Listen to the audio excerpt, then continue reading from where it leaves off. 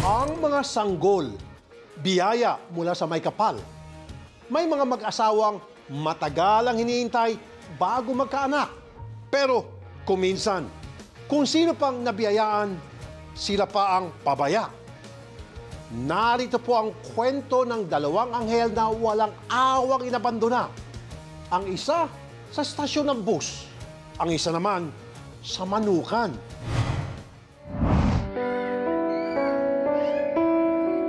May tuturing na isa sa pinakamagandang biyaya sa isang mag-asawa ang pagkakaroon ng sariling anak. Kaya naman, karamihan sa mga magulang, ni ayaw padapuan sa insekto ang kanilang supling. Habang lumalaki, todo bantay at alalay sa paglalaro at ayaw na ayaw masasaktan o masusugatan ang mga bata. Kung pwede nga lamang, 24/7 bantayan ng mga bata, ginawa na mapagmahal ng mga magulang. Alcohol po rin. Ayan, alcohol po rin. Inula ng samut-saring komento at mabilis na nag-viral ang video ng isang bagong silang na sanggol na ito na iniwan sa isang manukan sa barangay Subic, ibaba sa bayan ng Agoncillo, Batangas. Sa kwento ni Marilu de Leon, may-ari ng manukan at mismong nakakita sa sanggol, laking gulat daw niya na makakita ng bata sa kanilang manukan. Nung pong October 9, pagitan ng 6:30 pataas, ako po ay may umorder po sa akin 2 buhay na manok, 45 days. Pumunta po ako sa manukan ko para kumuha ng manok at titimbangin. Pag-akyat ko po sa patatlong step ng hagdan ng manukan ko, minakita po ay nagulat po ako at biglang may gumalaw na sako, yung pala po bata. Abot-abot din ang kaba at pag-aalala niya dahil sa posibilidad na nasaktan niya ang bata. Baka raw kasi natapakan niya pa ito habang paakyat ng hagdanan ng kanyang manukan. Talagang nasyak po ako. Dahil malaking pagsisisi ko kung nayapakan ko yung bata, wala rin po naman akong alam eh. Wala rin mong alam na ilalagay niya dyan ang bata. Ang sabi ko nga po, magaling po, tsaka ng mister ko, magaling pa siya tumuktok na sa pinto namin at binigay na lang sa amin para hindi na, kung gusto niyang siya isekreto, isesekret na lang namin kung sino siya para naalagaan na lang namin ang bata. Sa gulat ni Marilu, hindi raw niya nagawang hawakan ng sanggol at sa halip ay mabilis na tinawag ang kanyang mister para kunin ang bata sa kanilang manukan. Nagulat ako at ako nagtatakbo, tinawagan ko po itong isang asawa ko. Hindi sumunod po yung anak ko pong dalaga at siya po yung nakakita na nasa may hagdanan po, tapat ng hagdanan yung bata. Tapos kinuha po ng asawa ko at dinala po doon sa aming may bahay. Dito na rin nila nadiskubre na ang naturang sanggol, maliban sa nakakabit pang pusod, ay sinimulan na ring papakin ng mga insekto sa manukan. Nakita po niyo may pusod pa po yung sa leeg nakapulupot. Inalis po niya ang pusod, nakita niya may uod, nilinis po niya. May uod pa po, may mga kagat-kagat po rin ng konti. Sa lagay ng sanggol, duda ni Marilu na hindi ito bagong panganak ng mismong araw na natagpuan nila ito sa kanilang bakuran. Dry na po yung pusod, mabaho na po. May amoy na yung pusod ng bata. Nabigla man sa kanyang nadiskubre, agaran pa rin nakahingi ng tulong si Marilu at naitawag agad sa kinaukulan ang tungkol sa sanggol. Tumakbo na po ako sa kapitbahay namin pong dating nanunungkulan para humingi ng tulong, para ipaalam niya sa mga kinaukulan. Mabilis din nilang tinugunan ang pangangailangan ng walang muwang na anghel. Sa taranta ko talaga, bumili akong gatas, talagang binili ng diaper, hanap ng damit na susuotin, and dami ho din naman nagbigay. Isinama kami ni Marilu kung saan niya mismo natagpuan ang sanggol. Pagdating ko po dito, may sakong nakatupi. Tapos, pag last hakbang ko na po, biglang gumalaw itong si sako. Yung pala po, ay nakita ko, ay bata, sumigaw na po ako. Then tatakbo po akong pababa. Itinuro rin niya sa amin kung saan nakunan na nililinisan ng sanggol. Yeah, dito po nilinisan ni mister ko yung baby. Dito po siya nakabalot.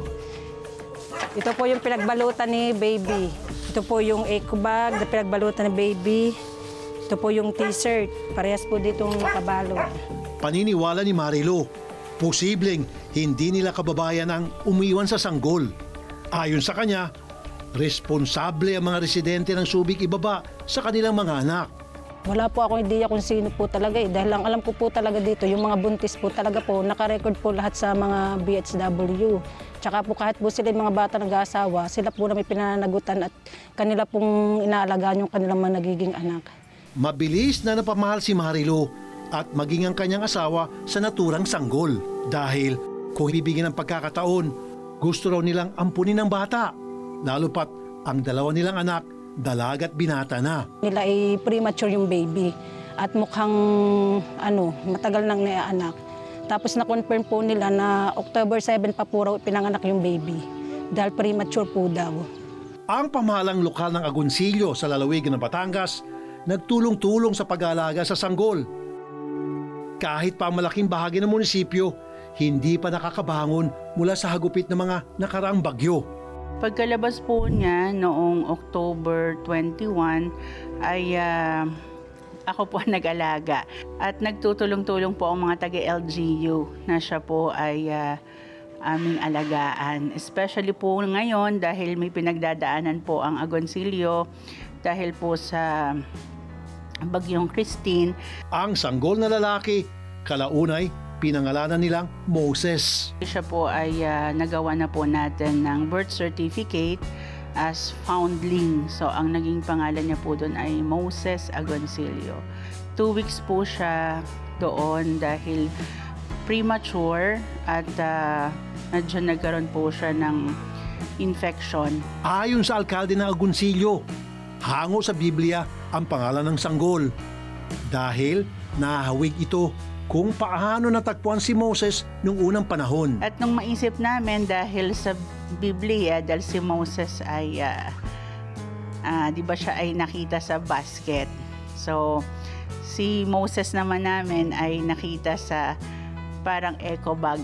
Matagal din na ospital ang munting sanggol dahil sa epekto ng pagkakaiwan sa kanya sa manukan. Pina-check up namin siya sa ospital at yun nga ang nakita na kailangan siya i-confine. Ay tuloy-tuloy ang gamutan sa kanya kasi nagkaroon siya ng neonatal sepsis.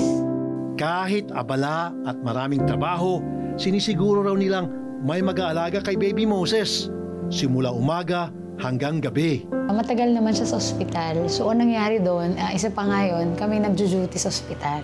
May night shift, may day shift. Dito, namamanage naman namin siya. So, nag-a-assign ako pagka ang mayor ay medyo busy.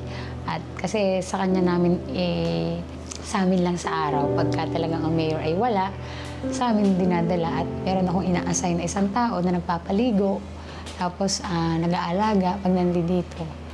And then, yun nga, pagka gabi, ay dinadala na ulit kay Mayor. Masaya rin nilang ibinalita na daan-daan na raw ang nagpapalista at gustong magampon kay Baby Moses. Ayon sa hepe ng Municipal Social Welfare and Development Office o MSWDO na si Jocelyn Cortez, kailangang sundin ng legal at tamang proseso ng mga nais magampon kay Baby Moses. Kailangan nila pong umattend ng adoption forum. Ito po yung online forum sa RACO. So, pwede silang mag-register doon. Once na sila ay naka-register na doon at nakapag-online forum na, pwede na sila na mag-apply. At habang wala pang qualified na mag-ampon kay Baby Moses, isang foster family daw ang maaaring mag-alaga pansamantala sa kanya. Ay to-turn over po natin siya sa DSWD. According po sa kanila, ang kailangan pong naming turnoveran kay Moses ay kailangang accredited po ng DSWD para po siya ay pwede na pong i-adapt. Pero meantime, habang hindi po siya na-adapt, ay ipapaalaga po siya sa foster family.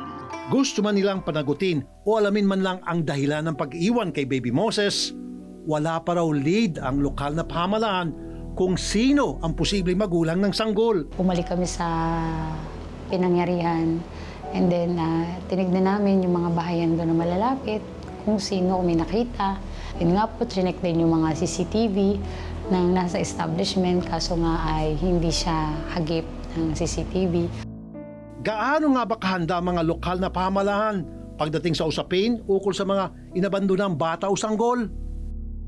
At ano nga ba ang parusa sa mga irresponsableng magulang na basta na lamang iniiwan ng mga anak?